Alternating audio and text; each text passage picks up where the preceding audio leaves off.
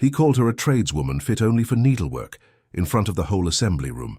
2 months later, the same Duke who mocked her was begging at her counting-house door, his entire fortune one storm away from ruin. She held his future in her ledger. He held her heart without knowing it yet. By autumn, one of them would have to admit who'd been right all along. Marlow Cross, September 1817. By the time the leaves turned, every soul in the Harbour district would know that the Duke of Rosemere owed his fortune to a woman in trade. None of them knew it yet, not even the Duke. The Pell counting house opened its shutters at 7 each morning, rain or otherwise, and Catherine Pell was always the first one through the door. She liked the hour before the clerks arrived, the quiet, the smell of ink and tallow, the ledger open on the desk like a conversation that had been waiting all night to continue. "You'll ruin your eyes reading by candlelight," Thomas said, dropping into the chair across from her with the particular sourness of a man who'd rather be anywhere else. "I read by window light. The candles for you, since you came down before the sun did for once. Norris called again yesterday, while you were at the warehouse." Thomas turned a paperweight over in his hands, not looking at her. "His father's raised the offer. 11,000 all told, plus he'll keep the name on the door if it matters to you."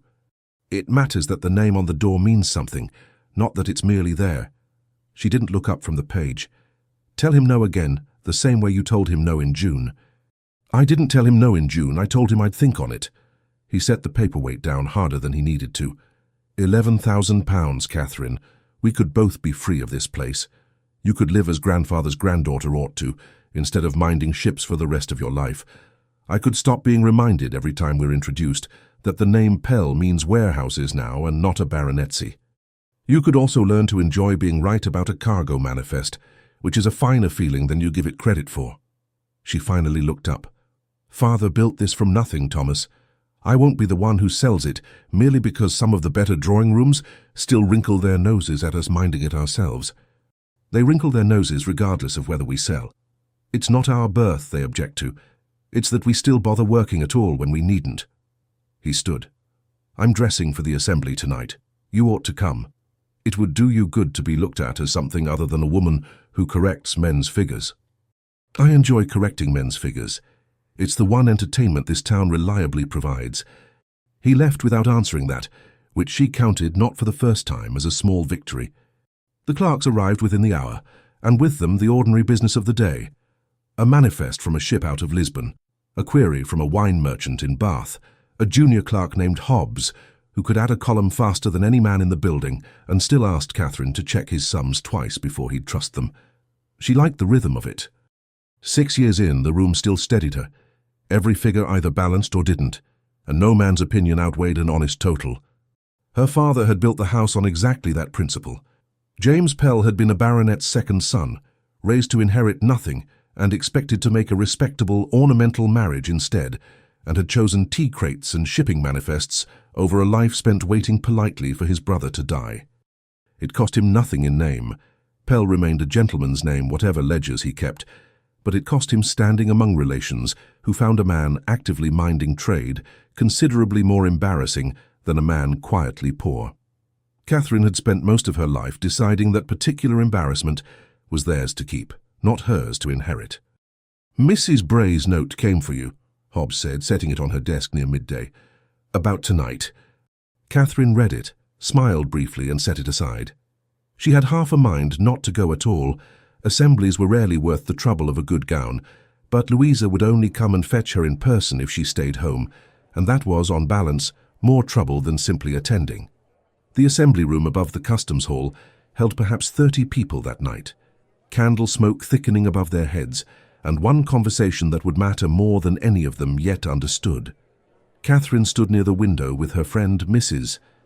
Louisa Bray, a glass of lemonade in hand she had no intention of finishing, listening to 3 gentlemen discuss a shipping venture with the confidence of men who had never once read a bill of lading. A 4th man stood at the edge of the same small group, unintroduced, listening more than he spoke, which she took at the time for simple reserve. "The Bristol Consortium will double their money by spring," said Edward Norris. "Everyone says so." "Everyone is wrong," Catherine said. Louisa's eyebrows rose. "Catherine." "It's true, though." The men had already turned.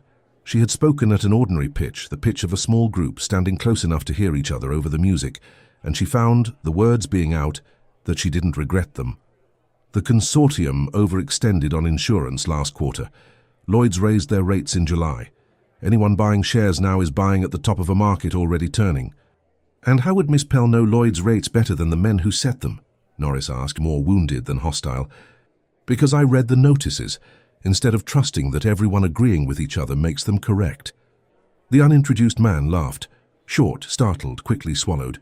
She glanced at him properly for the first time. Tall, dark-haired, dressed with the plainness wealthy men affected when they wanted you to know they didn't need to try. She didn't need an introduction to know what he was once she looked. The small group itself had already told her, the way the other three men had angled themselves toward him from the start, the way Norris had been performing as much for him as for her. "Forgive me," he said, not sounding especially sorry. "Is this Miss Pell of the trading house?" "It is." I confess I hadn't expected a lecture on marine insurance at an autumn assembly. His mouth curved, amused at his own joke before he'd quite finished making it. "Shouldn't you be home with your needlework, Miss Pell, rather than minding men's business?" Norris laughed, relieved to have so grand an ally. Catherine looked at the Duke, for that was unmistakably what he was now, the small group's attention settling on him like a compass finding north, and said nothing at all for 3 long seconds. "I don't knit," she said. "I find it a poor use of an evening that might be spent being right about something." She set down her glass and walked for the door. Behind her, the silence had a particular shape. Not laughter, not quite embarrassment, but a small knot of people deciding which way to fall. She didn't turn to see which way it went.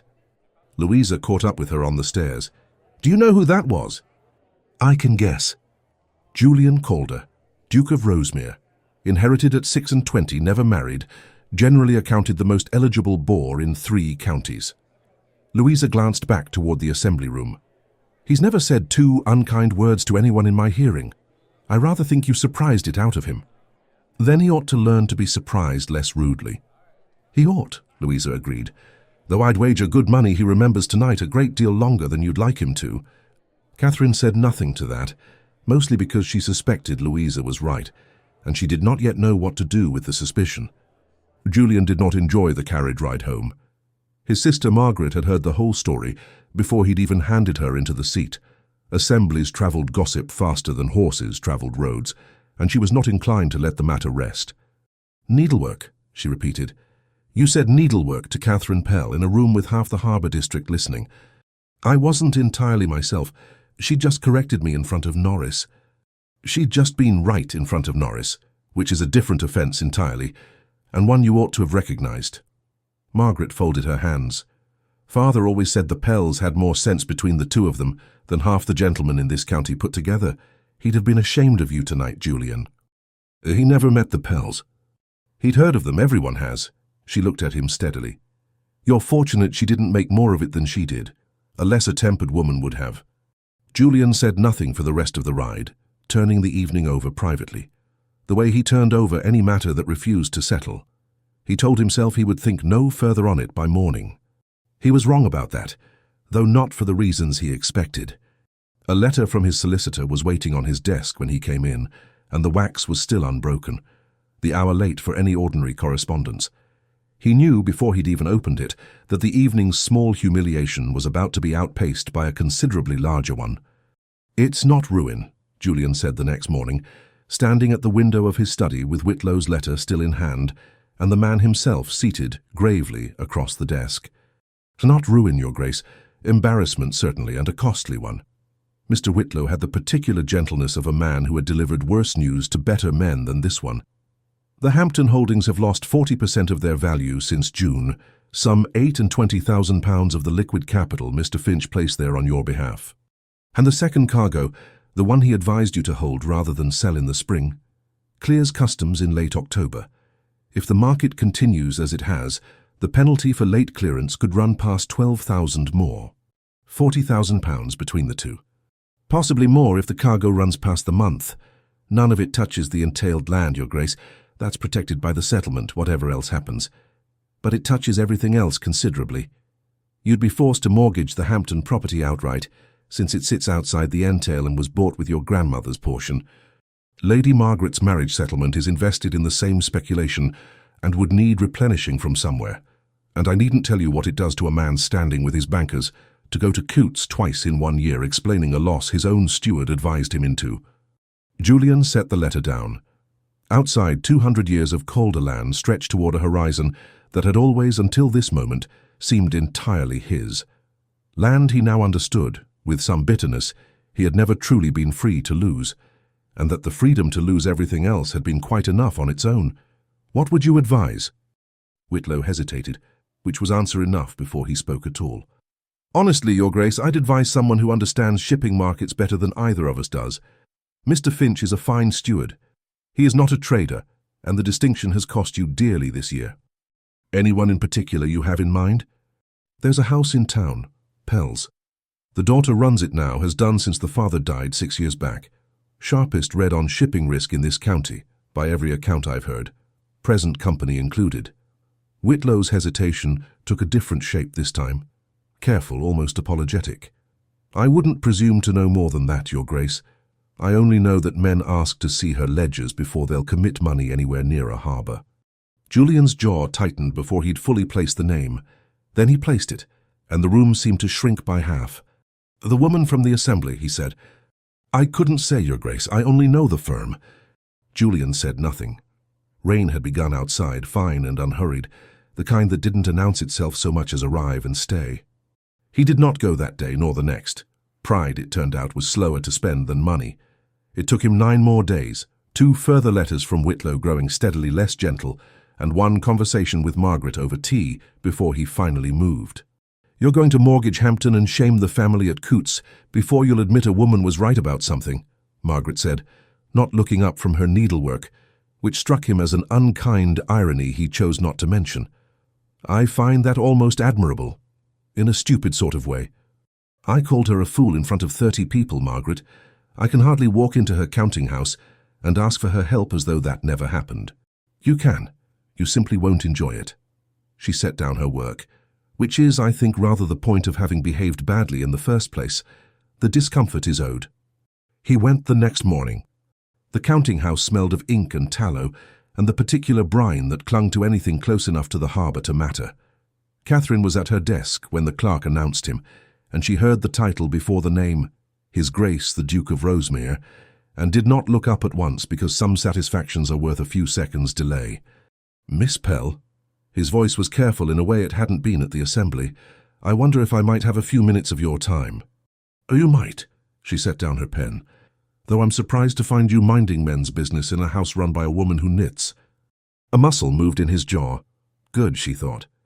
I deserved that, he said. You did. His glance went to the open ledger on her desk, columns of figures in a hand both small and exact, the kind that suggested everything in it had been checked twice. His expression changed, the way a man's face changes when a rumour becomes a fact directly in front of him. She closed the book before he could read more than the spine. I require advice, he said. On a shipping matter, I'm told you're the person to ask. You're told correctly. The question is whether you can bear to ask it. I'm asking it. Through gritted teeth, but yes. She gestured to the narrow chair across from her desk, the one she kept deliberately unwelcoming, for men who needed reminding whose house this was. Sit then, Your Grace, and tell me exactly how badly Mr. Finch has ruined you. He sat. For a long moment he said nothing, and she let the silence hold, having learned that men confessed faster in quiet rooms than loud ones. £40,000 between a bad speculation and a cargo that may yet be worse, he said at last. The cargo's the part still within my power to mend. It clears customs in October. If the market keeps falling and the penalty rates apply, I'll be forced to mortgage the one unentailed property I own outright, and explain to my bankers for the 2nd time this year why my own steward's judgment cost me so dearly. Why hold it at all? Markets were already turning by July. Anyone reading the insurance notices could see that. You did, at the assembly. I did. She opened a fresh ledger, the working one, and dipped her pen without looking up. And you told me to take up needlework. I was wrong. You were rude. Those aren't always the same fault, though in your case I believe they were both true at once. She wrote a date at the top of the page. Bring me every letter Mr. Finch has sent you about this cargo since June. I want the actual figures, not his account of them. He returned 2 days later with a leather case full of correspondence, and she spent the better part of an hour reading through it, while he sat in the narrow chair, saying nothing, watching her face for some sign of the verdict before she gave it. "You're Mr. Finch," she said finally. "Writes like a man who has never once been wrong and cannot conceive of starting now." She held up a letter dated in July. "Here. He tells you to hold the cargo because, and I quote, 'the market always rewards patience.' That isn't advice. That's a man repeating something his own father told him and hoping the sea hasn't changed since. He's served my family nearly 30 years. My father first for more than 20 of them, only me these last 7 since the funeral. Then he learned shipping under your father and chose comfort instead of correcting it once it fell to you. That's not loyalty, Your Grace. That's habit, yours and his both, and it's costing you a great deal more than the 12,000 the cargo alone might lose." She set the letters down. "The cargo can likely still be saved, not easily.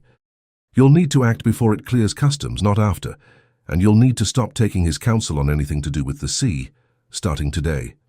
And if I bring you everything else, every figure, every account, then we'll know by November whether you're ruined or merely frightened." She looked at him directly. "Which would you rather I tell you when the time comes?" "The truth," he said, "whichever it turns out to be." It was, she thought afterward, the first genuinely sensible thing she had ever heard him say.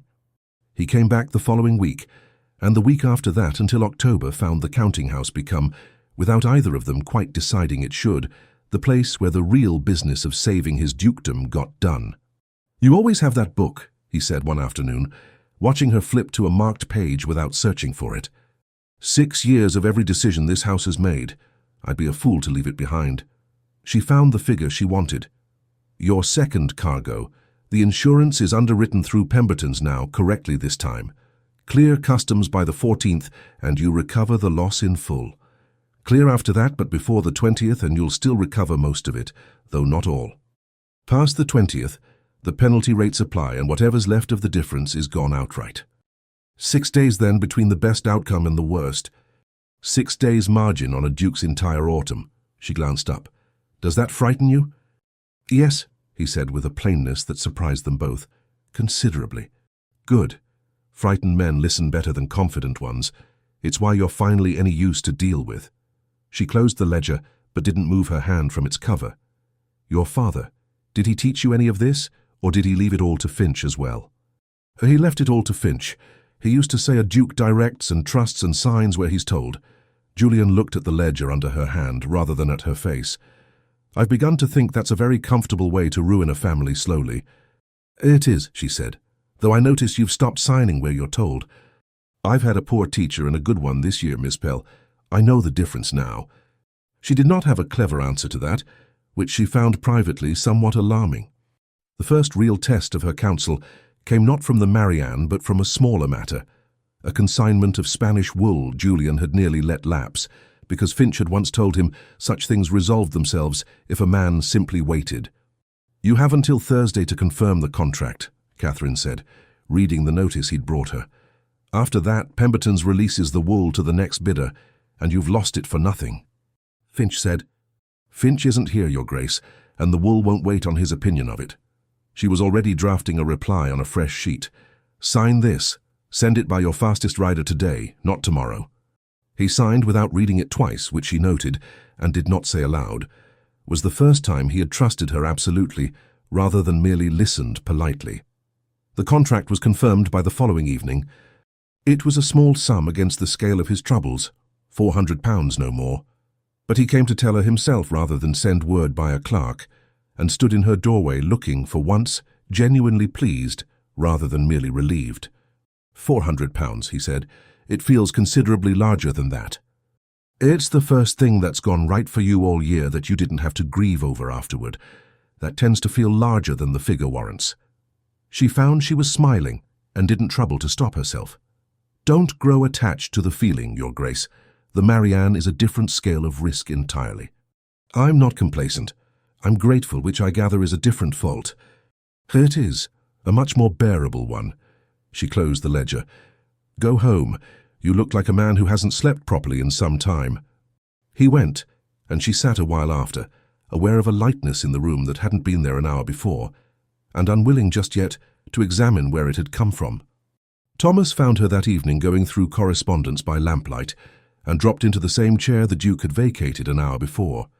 "He was here again," he said. Not a question. He was. "Catherine, the man insulted you in front of half the county not 2 months ago, and now he's here 3 days in 5.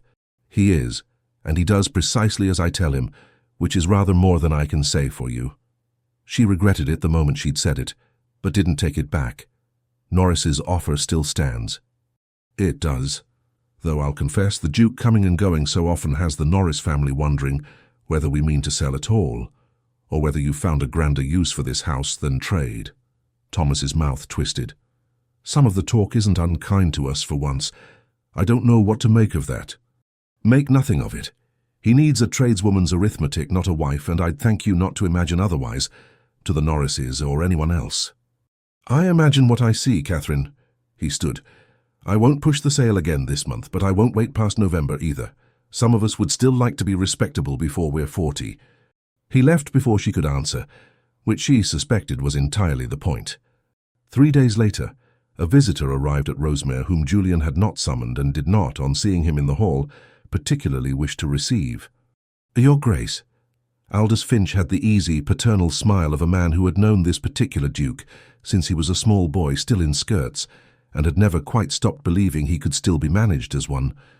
"I'd heard you've taken to consulting a tradeswoman about the cargo. I thought I'd come and save you the trouble." "The trouble's rather the point, Finch. You cost me £12,000 advising me to hold it. The market turned against us. It happens to the soundest men in the city. It's not a fault of judgment, only of timing." Finch settled into a chair as though he owned it, which, Julian reflected, he had effectively been permitted to believe since before Julian's father had died. "I've a new plan that will recover the loss by spring, with men I trust, in a venture far steadier than anything a harbour merchant's daughter would dare advise." "She's advised me correctly so far." "She's advised you to distrust the one man who's never once failed your family before this year." Finch's voice softened, the way it always had when Julian was a boy in want of guidance. "I understand the appeal of a clever woman with a ledger, Your Grace, but trade people see profit, not consequence. They've no stake in what happens to Rosemere after the money's counted. I do." Julian said nothing for a moment, and in the silence felt, with some unease, the old pull of a voice he had trusted his whole life, and beneath it, quieter but more insistent, the memory of a narrow chair, a closed ledger, and a woman who had never once told him what he wanted to hear. "I'll consider it," he said. It was not agreement. It was not refusal either.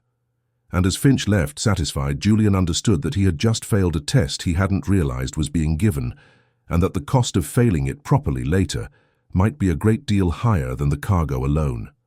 October came in grey and certain. The Mariana Pemberton's ship, carrying the whole of Rosemere's remaining hope, was due into port by the 14th, and every day that passed without word narrowed the 6 days' margin Catherine had named into something closer to 4, then 3. "You saw Finch," Catherine said the morning after his visit, not as a question. Whitlow had mentioned it, careful and apologetic, the way he mentioned most things that worried him. "I did." "And?" "And I told him I'd consider his plan." Julian met her eyes across the desk. "I haven't acted on it. I came here instead." "That's not the same as refusing him." "No," he admitted, "it isn't." She studied him a long moment, her hand resting on the ledger's spine the way it always did when a figure wouldn't settle. "I won't share counsel with a man who's keeping 2 advisers and hoping we never compare notes, Your Grace. I've seen what that costs people. It costs them everything eventually, and it's always the honest adviser who's let go first, because honesty is never the comfortable choice. I'm not keeping 2 advisers. You're keeping one and considering a second, which from where I sit looks very much the same." She closed the book.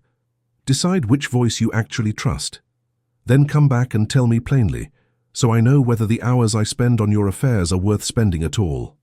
He left without resolving it that day, which neither of them found satisfying. He came back 3 evenings later, later than he ever had before, the counting-house empty of clerks and lit only by the lamp at her desk.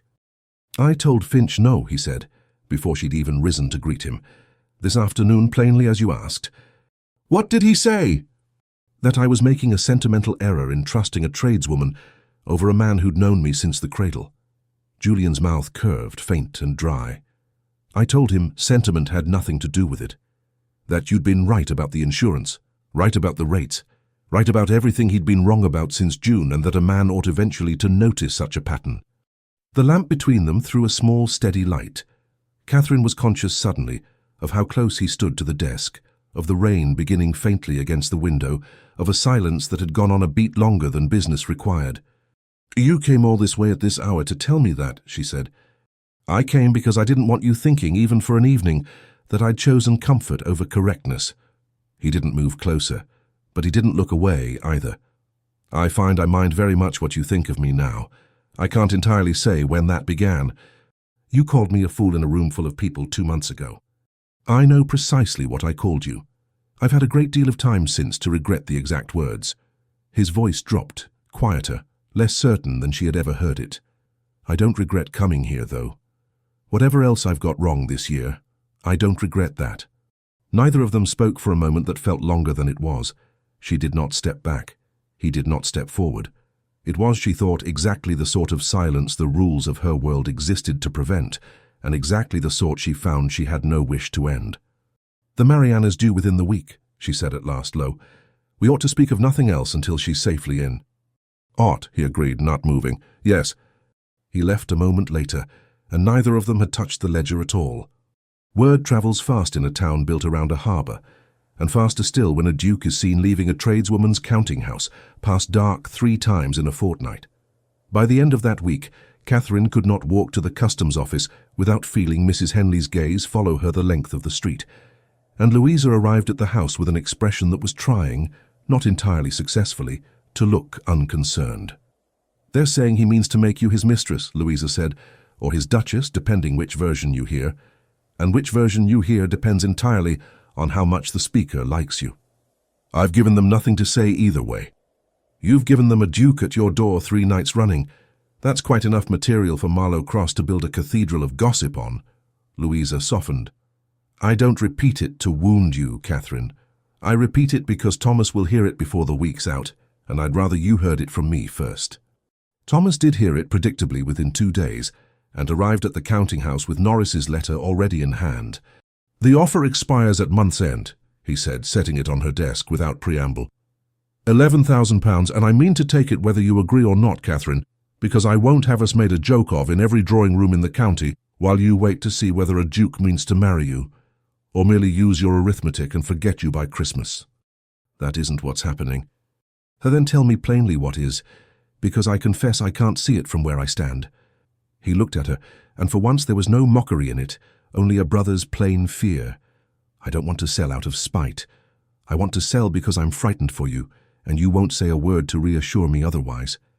She had no ready answer, and the absence of one frightened her rather more than his ultimatum did.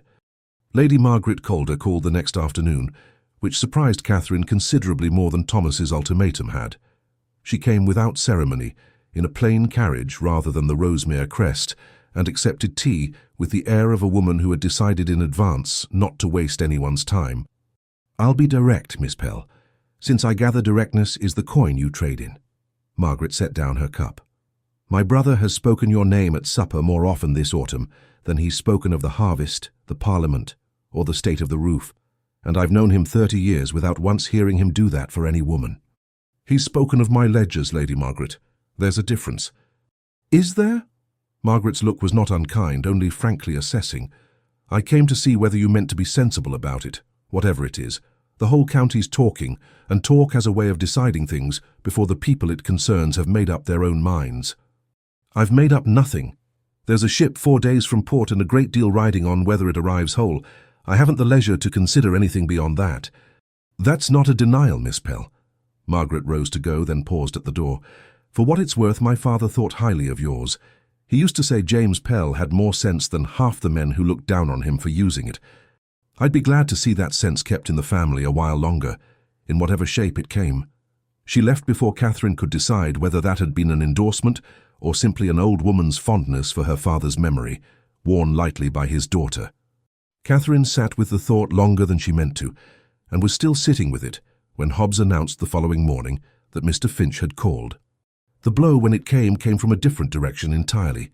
Finch, having failed with the Duke directly, called on Catherine that same morning, unannounced and entirely too pleasant. Miss Pell, I thought it past time we spoke, given how closely our interests have come to overlap this autumn. He did not sit when she did not offer the chair. I've advised the Calder family for 30 years. I should hate to see a misunderstanding between us cost his grace dearly, when a little plain speaking might prevent it. Speak plainly, then. The Marianne is due any day. Once she's safely cleared and the Duke's fortunes are mended, I imagine your usefulness to him concludes rather naturally. Finch's gaze moved briefly to the ledger on her desk, the way a man looks at a thing he intends to discredit. I'd advise you not to mistake gratitude for anything warmer, Miss Pell, nor to let your brother's firm suffer for a fancy that won't outlast the harvest. I say this as a kindness. Tradeswomen who forget their place tend to be reminded of it less gently by someone else. Is that a kindness, Mr. Finch, or a threat dressed in one? It's experience. I've watched men of rank grow fond of clever company before. The fondness rarely survives the first sensible match his mother proposes. He smiled again, unhurried. You're a capable woman. I'd hate to see capability mistaken for an understanding that was never truly offered. Catherine rose. You came here to frighten me into stepping back before the ship clears, so that if his fortunes fail, you're the only advisor left standing to blame me for it. That's not kindness, Mr. Finch. That's arithmetic, and I happen to be better at it than you. Then I hope, for the Duke's sake, you're as good at it as everyone claims. He inclined his head unbothered and let himself out without waiting to be shown the door. She had scarcely sat again when Hobbs returned, looking faintly puzzled. His Grace is here, Miss Pell. He passed Mr. Finch on the step. I don't think they spoke. Julian came in a moment later, and whatever he'd read in Finch's face on the way out had plainly unsettled him, because he didn't trouble with greeting before he asked it. What did he want? To tell me my usefulness to you ends with the Marianne, and that I'd do well to remember it. She kept her voice even, though it took effort to manage it. He's not entirely wrong to wonder, Your Grace. We've never once spoken of what happens after the ship clears, you and I, only of what happens before. Julian was quiet a moment, and in the quiet she watched him weigh his answer, the easy, practiced silence of a man deciding how much truth a room could bear. I hadn't thought past the ship, he admitted finally. I find standing here that I'd like to.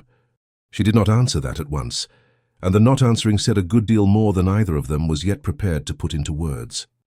She sat alone after he'd gone, the ledger open before her, her hand pressed flat against the page, and found, for the first time since the assembly, since the narrow chair, since the rain against the window 3 nights past, that she was no longer entirely certain whether the thing she was guarding was the firm or her own heart, or whether by now there was any longer a difference between the two. The Marianne was 4 days from port, so unmistakably was everything else. By the 2nd week of October, the counting house had become so regular a stop on Julian's days that Hobbs had taken to setting out a second inkstand without being asked. Catherine told herself this meant nothing beyond convenience. She did not entirely believe it, and was honest enough with herself in the privacy of her own ledger to admit as much. Norris asked after you at the harbour master's office, Julian said one afternoon, not quite looking up from the figures she'd set before him. Wanted to know whether the rumour of a duke's custom had improved trade or merely improved gossip. And what did you tell him? That I hadn't the faintest notion, since I came for arithmetic and had no opinion to offer on gossip. He glanced up then, and the dryness in his face didn't quite reach his eyes. It was a lie, of course. I have a great many opinions on the gossip. I've simply found I'd rather hear yours first. My opinion is that gossip is cheaper than information, and twice as loudly traded, and I'd thank you not to let either cost you a sound decision. She tapped the ledger. Your mortgage terms on Hampton are due for renewal within the fortnight, regardless of what Marlow Cross thinks of either of us. You always do that. Do what? Return the conversation to the figures the moment it strays somewhere less convenient for you. He said it without malice, almost fondly, and she found she had no ready answer for that either, which was becoming, she privately admitted, something of a pattern. It was into that particular quiet that Whitlow arrived 3 days later, hat in hand, having come straight from the harbour master's office, with news that would make every conversation since seem, in hindsight, like the calm before a much larger reckoning. The Marianne did not arrive on the 14th, nor the 15th, and by the 16th a different kind of talk had begun moving through Marlow Cross, quieter than the gossip about a duke at a tradeswoman's door, and considerably more frightening, because it concerned weather rather than reputation. There was a gale off the Lizard a week past, Whitlow said, standing in the counting-house doorway with his hat still in hand, having come straight from the harbour master's office. 2 ships out of Bristol put in at Falmouth for repairs. No word yet whether the Marianne was among them. Catherine kept her voice level, for Julian's sake more than her own.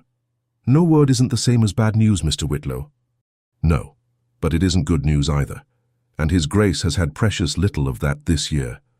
Whitlow glanced toward Julian, who stood very still by the window, the way a man stands when stillness is the only thing keeping him upright.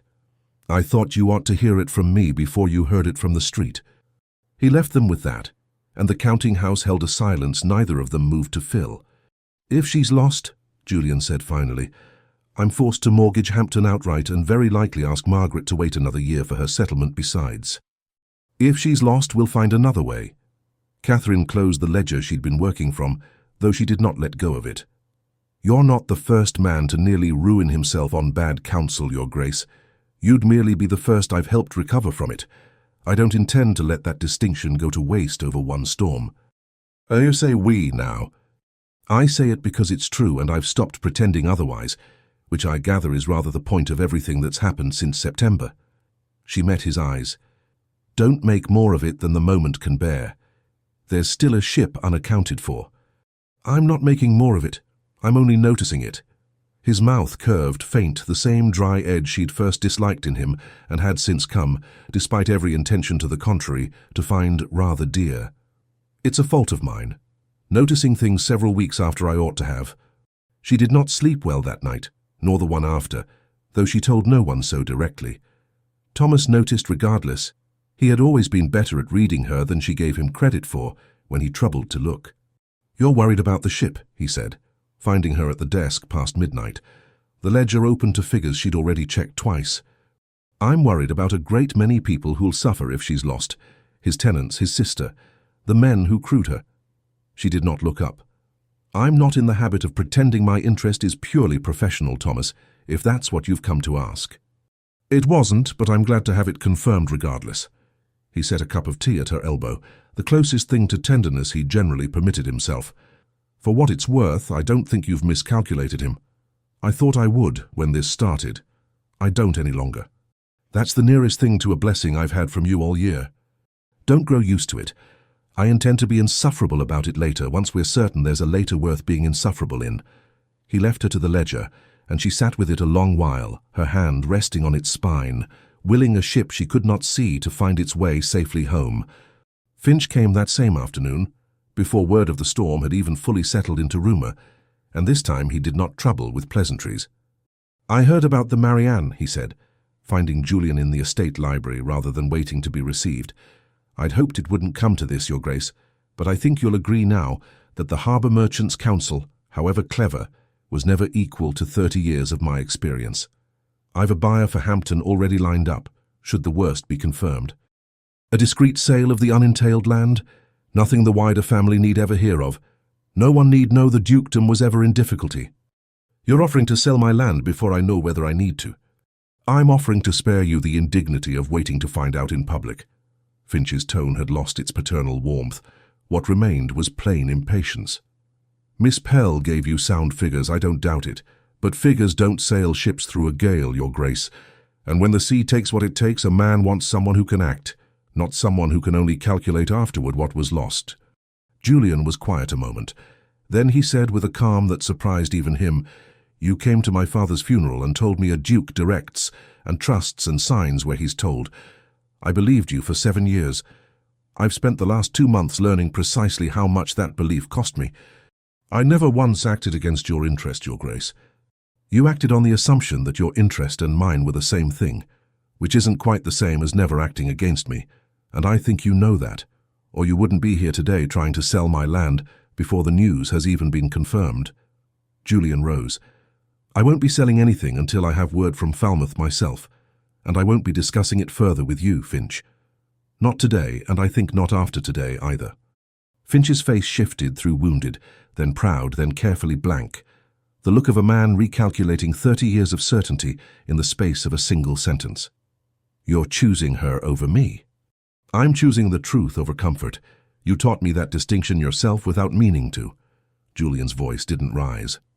"I'd thank you to see yourself out."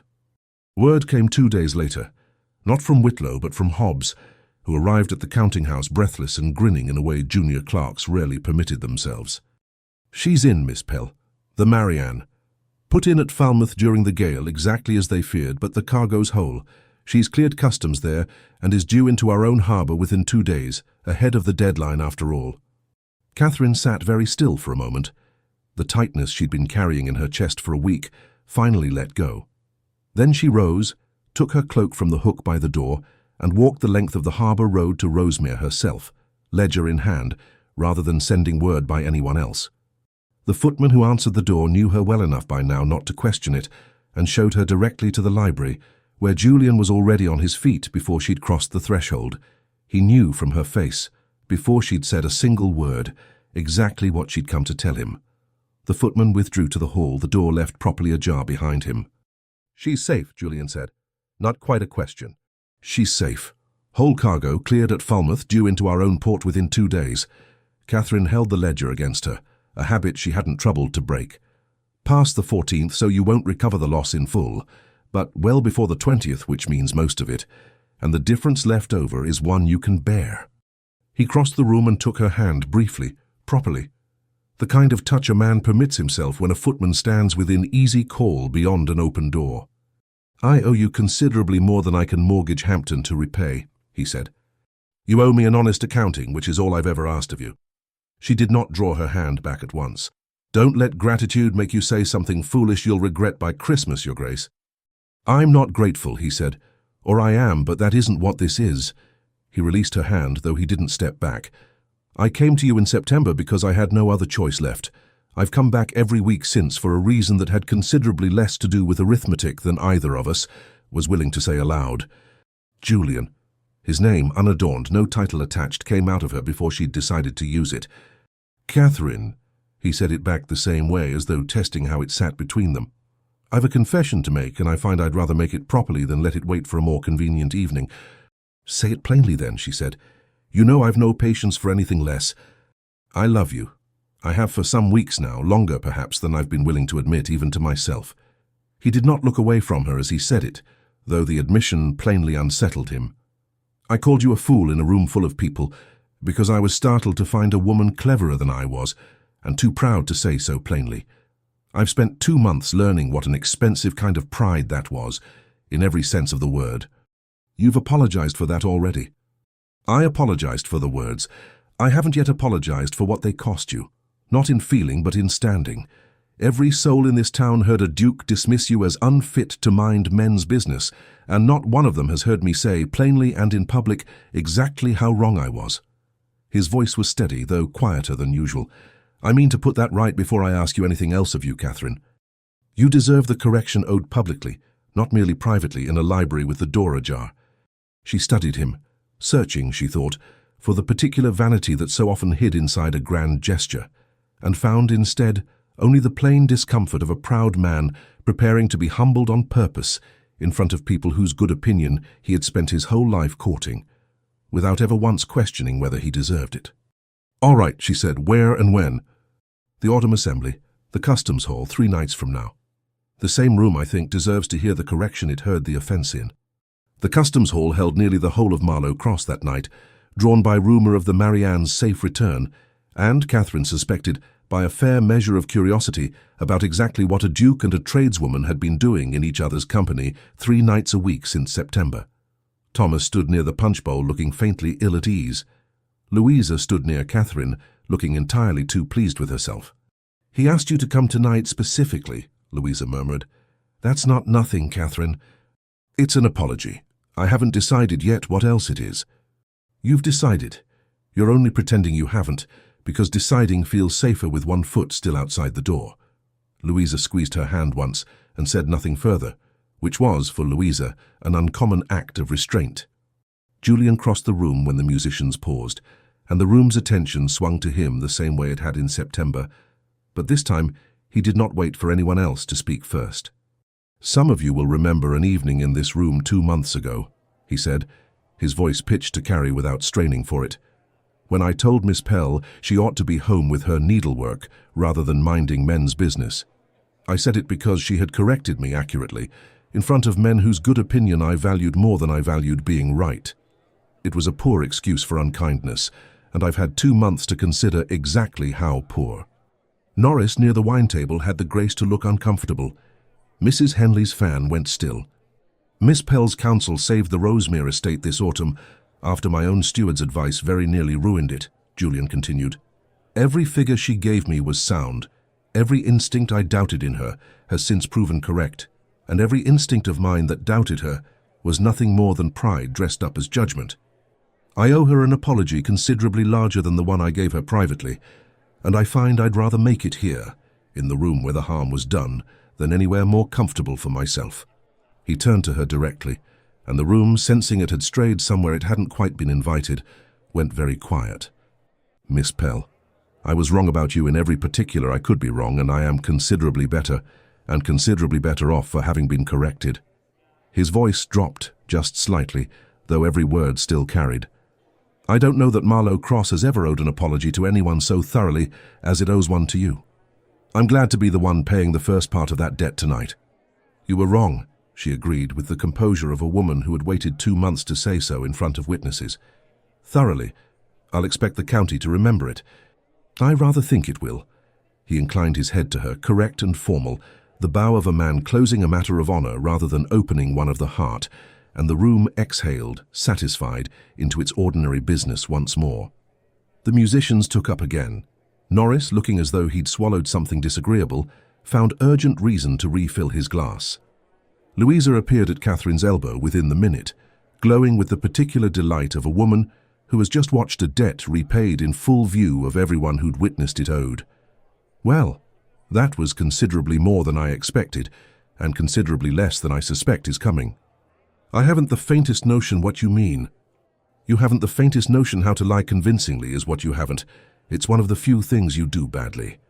Louisa squeezed her hand and let the subject drop, for the moment, which was as much mercy as Catherine could reasonably expect from her.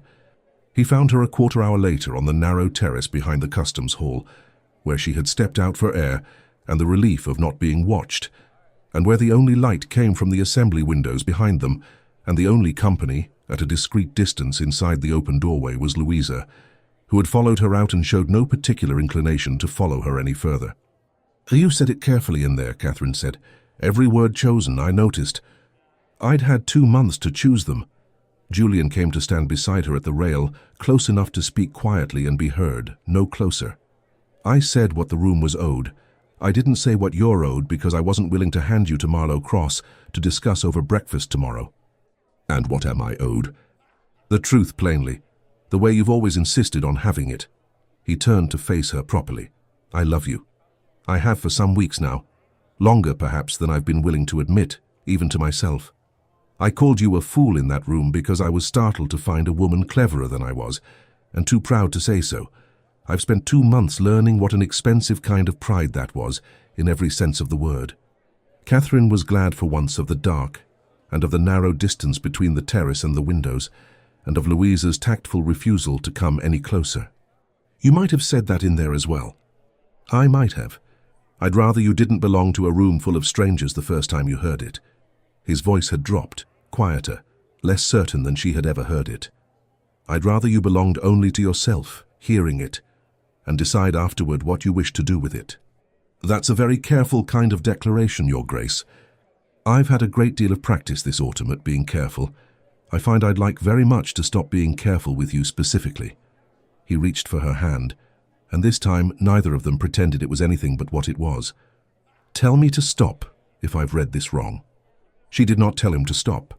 She lifted her face instead, and he bent his head to hers and kissed her briefly and without performance, the kind of kiss that asked a question rather than declaring an answer, screened from the room by nothing more than a few feet of darkness, and Louisa's deliberately turned back. Yes, she said when he drew back, in case that wasn't clear enough already. Thomas found her in the carriage afterward, having claimed the seat beside her before Julian could. You came back from that terrace looking entirely too pleased with yourself, he said. I don't believe for a moment it was only the night air. I didn't know myself until an hour ago. I'm not in the habit of arranging my own ambushes. Norris's offer expires at month's end. Thomas turned the same paperweight he always carried, the worn one from the counting house he'd taken to slipping into his pocket on important evenings, as though it might bring him luck.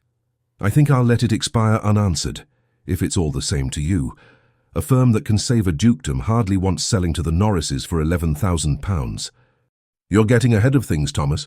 Nothing's settled. I'm aware. I'm choosing to take some credit regardless. He almost smiled. Father would have liked tonight. Not the Duke particularly. Father never had much patience for rank, but the part where you proved every one of them wrong without raising your voice once. That part he'd have liked considerably. Julian called the following morning, properly this time, with Margaret as chaperone, and a small velvet box he handled with considerably less confidence than he'd handled the entire dukedom's worth of figures over the past 2 months. I'd meant to do this with more ceremony, he admitted, in the same sunlit corner of the counting house where he'd first sat in the narrow chair, mortified, asking for her help. A proper proposal. Flowers. Something composed in advance, instead of whatever I'm about to say now. I rather think I prefer whatever you're about to say now. I've grown suspicious of anything you compose too carefully in advance. She set down her pen, the old habit, though her hands were not quite steady doing it. Say it plainly, Julian. You know I've no patience for anything less. Marry me. Not because you saved Rosemere, though you did, and not because I find I can no longer sit in this chair without wanting to stay considerably longer than business requires. Marry me because you are the one person who has ever told me the truth without softening it for my comfort, and I find I cannot imagine living the rest of my life without that particular honesty in it. She looked at the ring he held, then at him, and found she had for once nothing clever to say at all. Yes, she said simply, though I'd warn you of one condition before you call it settled. The firm doesn't end the day I marry you. I won't have it said I traded the Pell name for a title and let the business die quietly behind me. I'd never ask that of you. I've thought on it already, in fact, which I'll admit surprised me as much as it may surprise you. Julian's voice steadied as he found firmer ground. The law would make the firm mine, the moment we married, whatever either of us wished otherwise. Whitlow's explained it to me at length and not gently. But a proper settlement, drawn up before the wedding and placed in trust, can keep it out of my hands entirely, held for your sole and separate use, with trustees who answer to no one but you. Thomas, if you'll have him. Whitlow alongside, if you'd like a second name on the deed who isn't family. You've already spoken to Whitlow about this. I spoke to him the morning after I decided to ask you, before I'd worked up the nerve to do either properly. He slid the ring onto her finger. I won't pretend the law is kind to you in this, Catherine. It isn't, and no settlement changes that entirely. But I can at least see to it that no one, myself included, ever has the power to take the firm from you by right of marrying you. That much is within my gift, and I mean to give it. That's not the afterthought of a man who only thought of the ledger to please me. No, he agreed. It rather kept me up several nights, if you'd like the truth of it. I noticed something had. She studied the ring a moment. Plain, well-made, the sort of thing chosen by a man who'd learned finally to value substance over display. Thomas will be unbearable about this for a decade at least. Then we're well matched in that particular suffering. Margaret's been unbearable about it since September. They married in December, in the small stone church at Rosemere rather than in town, which suited them both.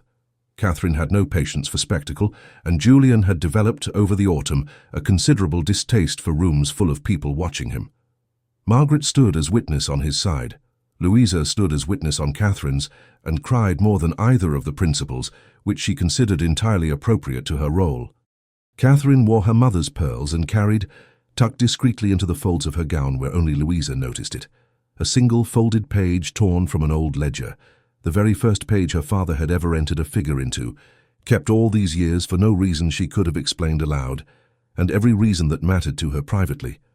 "You're not nervous," Louisa whispered, adjusting the pearls a final time before the church doors opened.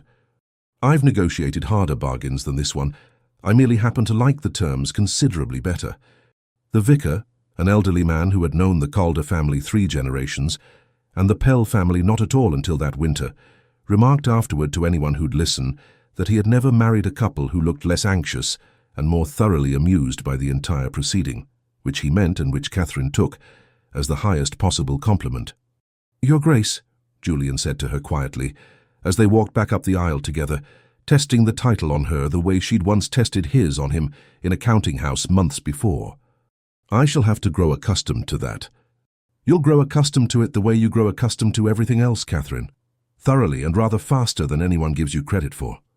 He glanced down at her, the dry edge back in his face, though warmer now than it had ever been at that first assembly. "I find I've stopped being surprised by how quickly you master things. I ought to have stopped being surprised by it in September." "You ought. I shan't hold it against you forever, only for another decade or two." The match raised eyebrows in exactly the modest way Catherine had expected, and no further. A duke marrying a baronet's granddaughter, however much trade sat in her immediate history, was an unremarkable enough arrangement that the wider gentry found little to object to beyond the usual murmured commentary about money, and what little there was of that turned, within a season, into grudging admiration instead, once it became generally known that the new Duchess had saved the dukedom before she'd ever been asked to share its name. Thomas stayed on at the firm. He took to telling the story of the assembly, the needlework remark, the public retraction, the look on Norris's face when he realized exactly who'd been right all along, at every dinner where he judged the company would appreciate it, embellishing some detail or other each time, until Catherine gave up correcting him and let him have his version. He never raised the matter of selling again. Aldous Finch retired to a cottage in Kent the following spring, on a settlement Julian insisted upon, despite Catherine's mild objection that the man had very nearly ruined them. "He taught me badly," Julian said, the morning he rode out to see Finch off properly, rather than simply sending the settlement by letter. "But he taught me for 30 years, and I find I can't quite charge a man for the whole of his failing, when some of it was mine for never once questioning him sooner." Finch received him stiffly, in a parlour half-packed for the move, and did not sit when Julian did. "I didn't expect you to come yourself, Your Grace." "I came because 30 years deserves better than a letter, whatever else has passed between us since." Julian set the settlement papers on the table between them. "I don't forgive easily, Finch. I've learned that much about myself this year. But I find I'd rather end this honestly than end it bitterly, and I'd like to think you'd have wanted the same in my position." Finch studied the papers a long moment, then him. "She made you harder to manage. I'll say that for Miss Pell, for the Duchess, I should say now." A flicker of the old paternal warmth crossed his face briefly, before it settled into something more honest. "I think, in the end, that's what you needed rather more than you needed agreeable counsel. I simply wasn't the one able to give it to you." "No," Julian agreed, "you weren't." They shook hands at the door, which was, Julian reflected on the ride home, very nearly an apology, from a man who had likely never offered one outright in his life, and as close to peace as either of them was going to manage. Finch wrote once more the following Christmas, a short and stiffly worded note wishing them well. Catherine kept it, out of a sense that even imperfect endings deserved some record. 5 years on, the ledger still sat on Catherine's desk most mornings, though the desk itself had moved from the counting house to a sunlit room at Rosemere that Julian had built for her without asking, the year their first daughter was born, because he'd noticed, rather later than he ought to have by his own admission, that a woman who ran 2 households' worth of figures deserved a proper room to do it in. Margaret visited often, generally with opinions about the nursery, and a fondness for the children that surprised no one more than herself. "I never thought I'd be glad to be wrong that first autumn," she told Catherine once, watching her young nephew attempt with great seriousness to add figures in a discarded corner of the ledger, using a method entirely his own invention. "I thought Julian had lost his sense entirely. I'm rather glad now that he had the good fortune to lose it in your direction specifically." Thomas brought the firm's quarterly figures himself each season, rather than sending a clerk, partly from habit and partly, Catherine suspected, because he liked the excuse to see his nephew and niece, and liked even better the chance to remind anyone within earshot that the Pell trading house had once saved a dukedom, a fact he had never once tired of repeating in 5 years and showed no sign of tiring of in the 5 to come. He had taken to the trustee's role with more seriousness than Catherine had expected of him, and signed nothing on the firm's behalf without first walking the figures past her, though the law would have permitted him to do otherwise. "Norris asked after the firm again last month," Thomas mentioned on one such visit, with the particular satisfaction of a man delivering news he'd been saving. Wondered whether we might still consider selling now that things have settled so comfortably. And what did you tell him? That the Pell name on the door means rather more than it used to, and that the trustee answers to his sister before he answers to anyone's offer, however comfortable. Thomas accepted a cup of tea from the Duchess herself, which he still found, after 5 years, faintly amusing to receive. Father would have enjoyed watching you say no to that family quite as much as I have. You're at it again, Julian said, finding her there on a particular morning, their son asleep against his shoulder and their daughter trailing a wooden boat across the floorboards with the serious concentration of a girl convinced she was conducting important business. The harvest figures won't tally themselves, Your Grace. I've told you, you needn't call me that in my own house. I call you that precisely because we're in your own house. It amuses me. She closed the ledger, the old habit still intact, her hand resting on its spine a moment before she set it aside entirely. Besides, Thomas holds the title to the firm, on paper, same as the settlement says he must. I merely happen to be the one he asks before he decides anything at all. There's a great deal of comfort in that particular fiction, once you've made peace with it. I don't need peace with it. I helped arrange it.